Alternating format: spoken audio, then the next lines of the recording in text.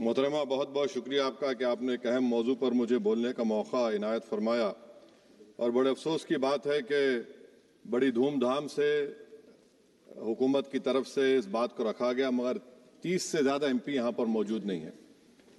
Madam, पहले तो मैं वज़ीर आज़म की इस बात की मजम्मत करता हूँ और उनको बताना चाहूँगा कि जिना के बारे में उन्होंने जो कहा था, हम तो जिना के सख्त मुखालिफ है, इसलिए भारत को अपना वतन माने, मगर 42 में आपके प्यारे वीर और जिना की पार्टी ने नॉर्थ वेस्ट फ्रंटियर, सिंध और बंगाल में मिलकर हुकूमत चलाई और उस हुकूमत ने 1.5 लाख हिंदू और मुसलमानों को अंग्रेजों की फौज में शामिल कराया ताकि वो लड़े।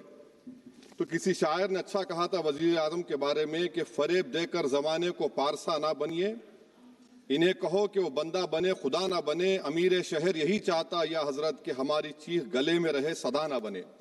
दूसरी बात मैडम, हमारे वजीर दिफा जनाब राजनाथ सिंह साहब ने बड़ा ही अजीब व गरीब और तकलीफ दे बात कही उम्मुल मोमिनीन के बारे में और उम्मुल किताब के बारे में। उम्मुल मोमिनीन उनको कहते हैं जो हमारे प्रॉफिट मोहम्मद सल्लल्लाहु अलैहि वसल्लम की वाइफ हैं, वो हम तमाम मुसलमानों की माँ, हम उनको तस्वुर करते हैं, मगर हम उनकी इबादत नहीं करते, हम अपनी माँ की इबादत नहीं करते। उम्मुल किताब कुरान है, हम कुरान की इबादत नहीं करते, कुरान अल्लाह का बिजावा कलाम है। तो उसके बारे में भी शायर ने अच्छा कहा कि खबर नहीं जिन्हें अपने दीन व मजहब की, हमें वो दीन का मतलब सिखाने निकले हैं। अहम बात यह है कि मैडम, हमारे मुल्क का आइन का इस लफ्ज से आगाज होता है वी द पीपल। इसका आगाज भारत माता के नाम से नहीं होता है। हमारे संविधान का जो प्रियम्बल है वो क्या कहता है? Liberty of thought, expression, belief, faith and worship. अगर दस्तूर का ये पहला सफा ये बात करता है तो फिर कैसे किसी शहरी को किसी खुदा, देवी, देवता की इबादत करने पर या सजदा करने पर मजबूर किया जा सकता है? आप ही की पार्टी से आज की जो बातें हुई है इसी कब हो रही हैं। हमारे कॉन्स्टिट्यूंट असेंबली में मैडम एक मोहतरमा थी रोहिणी कुमार चौधरी ने एक तजवीज दी थी कि प्रियम्बल में किसी देवी के नाम से शुरू हो। उन्होंने खास तौर से वंदे मातरम का जिक्र किया, मगर उसको कबूल नहीं किया गया। फिर KV कामत साहब ने एक तजवीज दी कि इट्स सिटीजन्स को बदलकर हर सिटीजन्स किया जाए और खुदा के नाम से शुरू किया जाए, वो तरमीम को मुस्तरद कर दिया गया। हमारे संविधान का उसूल यह है कि भारत क्या है, उसकी अवाम है, अवामी कानून की मुसन्निफ है, अवाम की मर्जी से सबसे बालातर है, अवामी हाकिम है। मुल्क किसी खुदा, देवी, देवता, मजहबी इलामत के नाम से नहीं चलता, ना मुल्क किसी एक मजहब की मिल्कियत है। इसीलिए बाबा साहब अम्बेडकर ने क्या कहा था? उन्होंने मदर इंडिया के नजरिए को मुस्तरद किया। बाबा साहब ने एक नई इस्तिलाह वजह कर दी और कहा कि भैक्षित भारत, ये बाबा साहब अम्बेडकर ने कहा। अब मैडम, अगर मजहबी आजादी इस आइन का बुनियादी उसूल है तो सवाल ये पैदा होता है कि उस वक्त हमारे जो कॉन्स्टिट्यूंट असेंबली के प्रेसिडेंट थे जनाब राजेंद्र प्रसाद साहब ने किस बुनियाद पर वंदे मातरम को कौमी तराना करार दिया? ना तो कोई सेक्यूर रेजोल्यूशन है इसके बारे में। मैडम, मैं आपको बताना चाहूंगा कि जुडिशरी क्या कहती है। बीजू इमैनुअल केस है 1986 का, जिसमें जिहोवा विटनेस ने कहा कि मैं नेशनल एंथम के वक्त खड़े रहूंगी, पढ़ूंगी नहीं। सुप्रीम कोर्ट ने कहा कि उसने कोई गुनाह नहीं किया। वहीं एक 2017 का केस है अश्विनी उपाध्याय का केस सुप्रीम कोर्ट का, उन्हें कहा गाइडलाइंस दिए जाएं वंदे मातरम पर, सुप्रीम कोर्ट ने नहीं कह दिया। फिर आप आ जाइए madam, prevention of insult act national 1971, इसमें नेशनल सॉन्ग नहीं है, सिर्फ नेशनल एम्बलम और आपका नेशनल एंथम है। फिर आप आ जाइए 40th अमेंडमेंट आर्टिकल 51 है, 76 में पास हुआ, उसमें भी इसका कोई जिक्र नहीं है। मैडम, मैं आपके सामने बताना चाहूंगा कि हमारा भारत एक इसका मजमुआ क्या है। इसमें हिंदू है, मुसलमान है, सिख है, ईसाई है, जैन है, एथिस्ट है, मेहनतकश है, किसान, गरीब, मजलूम और दलित है।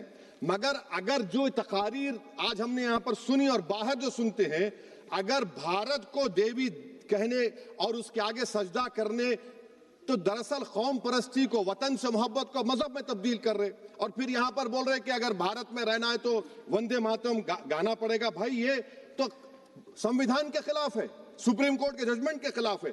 अगर वंदे मातरम मैडम कौमियत का मियार है तो फिर सवाल ये है कि हसरत मोहानी की कौमियत क्या थी जिसने इनकलाब जिंदाबाद का नारा दिया? अगर यूसुफ मेहरली ने quit India, Simon go back का नारा दिया तो उसकी कौमियत क्या थी? अगर हैदराबाद से मौलवी अलाउद्दीन जो मक्का मस्जिद का पहला मुजरिम है काला पानी में, और तुलेबाज खान जो मारकर लाश को लटका दिया गया था हैदराबाद में 8 दिन तक, उसकी कौमियत क्या थी? अगर इनायतुल्लाह काफी जो जिहाद का फतवा अंग्रेजों के खिलाफ दिया मुरादाबाद में, जब उनको 2 दिन में फांसी की सजा दी गई और जब फांसी की सजा के बाद जा रहे हैं तो इनायतुल्लाह मौलाना काफी की जबान पर क्या था? वो रसूलुल्लाह हमारे प्रॉफिट की नात पढ़ रहे थे। क्या पढ़ रहे थे? कोई गुल बाकी रहेगा ना चमन रह जाएगा, पर रसूलुल्लाह का दीन हसन रह जाएगा। तो उनकी कौमियत क्या थी? माल्टा की जेल में महमूदुल हसन, हुसैन अहमद मदनी 6 महीने माल्टा की जेल की ग्राउंड में पड़े रहे, उनकी कौमियत क्या थी?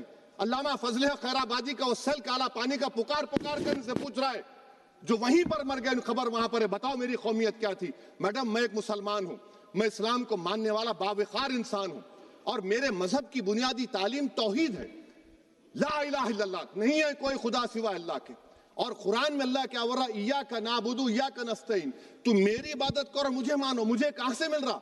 आर्टिकल 25 से मिल रहा है। मुझे कहां से मिल रहा है? Liberty of thought, expression, belief, faith and worship से मिल रहा है। तो इसको जोड़ना ये बहुत ही खतरनाक होगा। और हमारे प्रॉफेट मोहम्मद सल्लल्लाहु अलैहि वसल्लम जब मदीने को गए तो उन्होंने उस वतन के लिए दुआ की, कहा कि अल्लाह मदीने की मोहब्बत हमारे दिलों में और इजाफा कर दे, मक्के से ज्यादा कर दे। तो ये इस्लाम, मुसलमान होना, हमारे ईमान में मुल्क की मोहब्बत बीच में नहीं आती और मुल्क से मोहब्बत है और रहेगी हमेशा, क्योंकि ये अजीम कुर्बानियां यहां पर शामिल है जिन्होंने जंग आजादी में हिस्सा नहीं लिया। आज अगर वो वतन की मोहब्बत का दर्ज देंगे तो बड़ा गलत होगा। मैडम, मैं आपके सामने एक चीज पढ़ूंगा। 1937 रविंद्रनाथ टैगोर ने लेटर लिखा सुभाष चंद्र बोस को। मैं सिर्फ, किसी ने नहीं पढ़ा ये। क्या कहा टैगोर साहब ने? But parliament is a place of union for all religious groups and there the song cannot be appropriate. When Bengali Muslims show sign of stubborn fanatism, we regard it intolerable. When we too copy them and make unreasonable demands, it will be self-defeating. ये मैं इसको ले करूंगा madam, आप देख लीजिए। फिर दूसरी तरफ मैडम आप आ जाइए, मैं यहाँ पर बैठकर, हाँ, जितने तकारीर यहाँ पर हुए सब जनगण मन पर तनकीद किए। तो मैडम मुझे ये कहना पड़ेगा कि जनगण मन पर आप लोग इतनी तकलीफ क्यों उठा रहे हैं? आखिर इतनी तकलीफ क्यों है? तो मैं जब जाकर देखा तो मुझे 28 दिसंबर का ऑर्गेनाइजर मैगजीन का आर्टिकल मिला, जिसमें ऑर्गेनाइजर लिखता है कि what is the moral sanction behind government choice of Jana Gana Mana, except that it can be made an item of entertainment at the sumptuous parties thrown by government officials. आप बताइए, इसका बोलेंगे आप? और फिर उसके काइंड कैसा करते हैं? It will mean we can not love our motherhood. Madam please, it will mean that Vande Mataram is buried alive with the word Jangan Mana on the tombstone, for the tomb will also be of Jangan Mana of the will of the people. इस पर आप क्या बोलेंगे? Madam, मैं आपको ये बताना चाह रहा हूं कि वतन की मोहब्बत हमारे लिए बहुत अहम है, मगर ये बताइए हमको कि अभी मैडम यहाँ पर आनंद मठ के बारे में बहुत कुछ कहा गया। मैं सिर्फ 2 मिसालें आपको देता हूं। आनंद मठ के पेज नंबर 70 और 80 को पढ़ लीजिए। इसके बाद सनातन जहां मुसलमानों के घर पाते थे, इन्हें आग लगा देते थे। आप पेज नंबर 98 पढ़िए। हमें सिर्फ मुसलमानों को जड़ से खत्म करना है क्योंकि खुदा के दुश्मन बन चुके हैं। फिर आप पेज नंबर 115-16 दीजिए। फिर मुख्तलिफ इलाकों में मुसलमानों को सदा देने के लिए भेजे जाते, जहां भी मुसलमान आबादी नजर आती जला दिया जाता। फिर आप देख लीजिए मैडम, सफे नंबर 120 पेज 120, बंकिम लिखते हैं कि सनातियों को मालूम नहीं था कि अंग्रेज हिंदुस्तान को निजात दिलाने वाले हैं। ये आप क्यों कर रहे हैं? अब आप मैडम, मैं आपको पेपर्स दे कर दूंगा। मैडम, भारत में हमारी आजादी इसलिए आई और बरकरार रही कि हमने मुल्क और मजहब को एक चीज नहीं बनाया। हमने ऐलान किया कि हमारी मुल्क मुख्तलिफ तबकात मज़ाहिब पर मुश्तमिल है। हमारे मुश्तरका तकदीर हमारी कौमियत का सरचश्मा है। यह खास जबान, सखावत या मजहब नहीं है। अगर वंदे मातरम का मतन कौम और मजहब को एक बना देता है, अगर हम इसे टेस्ट बनाते हैं वफादारी का, तो फिर मान लीजिए कि यह गांधी, अंबेडकर, टैगोर, बोस और लाखों आजादी के सिपाहियों की सोच को छोड़कर गोडसे की सोच की हिंदू कौमी परस्ताना, मैडम खत्म कर रहा हूं, कौमी हिंदू कौम परस्ताना को अख्तियार करेंगे। मुझे वतन से बेइंतहा मोहब्बत है मैडम, और इंशाल्लाह हमेशा रहेगी। मगर बावजूद इसके कि मेरी मस्जिद, मेरी इबादत गाह, मेरे कपड़े, मेरे कारोबार पर हमले होते, मगर मैं फिर भी कहता हूं कि वतन मेरा, हर वतन को हम छोड़कर नहीं जाएंगे। मगर हुब्बुल वतनी का क्या मुतालबा है?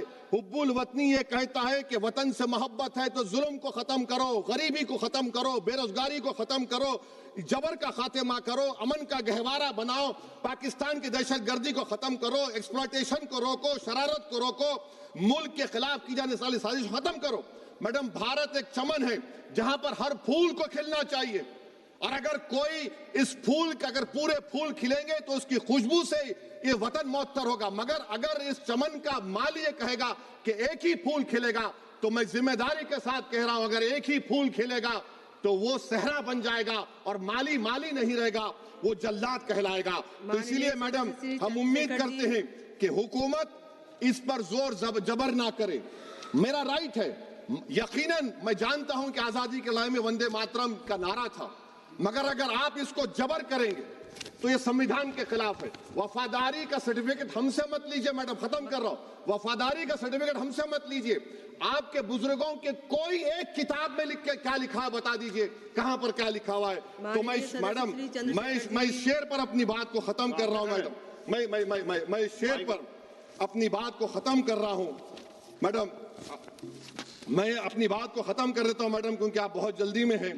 कि भारत जिंदाबाद, हिंदू मुसलमान जिंदाबाद, दलित जिंदाबाद, ईसाई जिंदाबाद, आदिवासी जिंदाबाद, जो किसी खुदा को नहीं मानते वो भी जिंदाबाद, और मैडम सब पिछड़ा सब आ गया इसमें। तो हम उम्मीद करते कि इस रूह को आप समझेंगे, अगर आप सिर्फ अपनी आइडियोलॉजी को लेकर चलेंगे। और आखिर में मैडम, जनाब बंकिम चंद्रा साहब के बारे में मैं आपके सामने डॉक्यूमेंट लेकर रहा हूं कि उन्होंने बीए का एग्जाम पास नहीं किया था, 7 मार्क्स से फेल हो गए थे, ये भी रख रहा हूं।